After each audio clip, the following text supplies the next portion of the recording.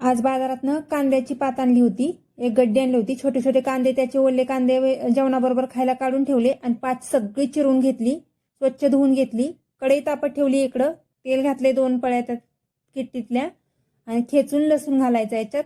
लसणाची छान फोडणी करायची आपल्याला। लसूण लाल झाला की सगळे कांद्याची पात याच्यात टाकून घेते। बघा लसण चांगला कलर आला, आता लसणाला लाल झालाय। कांद्याची पात सगळी टाकून घ्यायची आणि मी हरभऱ्याची डाळ भिजत घातली होती, ती पण ह्याच्यात घालते। चांगली लागते हरभऱ्याची डाळ पातीत। सगळं मिक्स करून घ्यायचं आणि मिरची, लसूण, कोथिंबीर आणि शेंगदाणे असं जरा जाडं भरडं वाटून घेतलंय, ते पण ह्याच्यात घालायचे।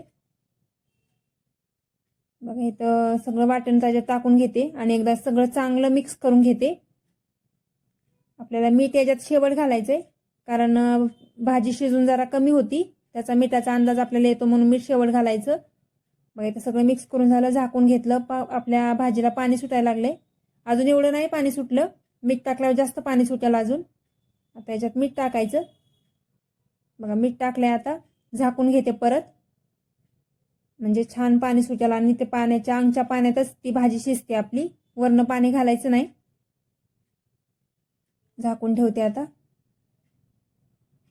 इकडं भाकरी पण चालू आहे गरम गरम करायला। कांद्याच्या पातीबरोबर चपाती चांगली नाही लागत, भाकरी छान लागती। बघा आता इथं झाकण उघडून दाखवते आता। किती पाणी सुटले मीठ टाकल्यावर। हे सगळं पाणी आपल्याला आटवून घ्यायचंय। तुम्ही कशी कांद्याची पात बनवता ते पण सांगा। इकडं सगळं पाणी आटले, भाजी तयार झाली आपली। डब्यासाठी पण खूप छान भाजी होती, अशी करून बघा। कांद्याची पात, गरम गरम भाकरी, तोंडी लावायला चटणी आणि मिरचीचं भजी असं होतं। आवडलं असेल तर चॅनलला लाईक आणि सबस्क्राईब करा। धन्यवाद।